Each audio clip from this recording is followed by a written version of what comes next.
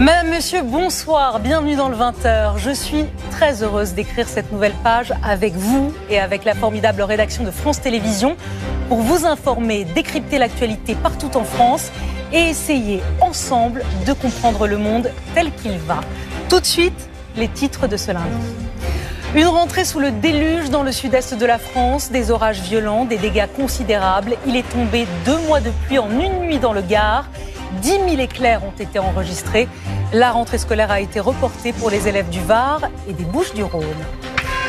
La sidération ce matin quand on a appris que l'avion de la présidente de la Commission européenne, Ursula von der Leyen, avait été victime d'un brouillage GPS hier en Bulgarie.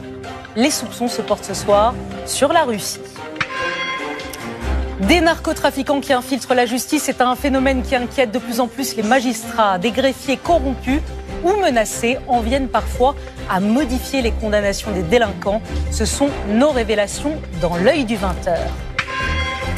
Le grand format sera consacré ce soir à la bataille des prix en cette rentrée. Où faire les meilleures affaires dans les hypermarchés, sur les plateformes internet? On a enquêté.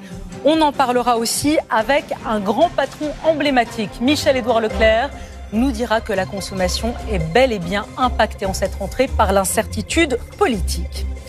Et puis ces images à couper le souffle. Ça s'est passé il y a quelques jours dans le ciel de Chicago. Un nouveau record du monde de chute libre a été battu. Près de 200 parachutistes ont sauté ensemble, tête en bas, à 280 km/h. Et parmi eux, un couple de Français, Karine Joly et Greg Crozier. On a rencontré ces amoureux du ciel à leur retour à Paris.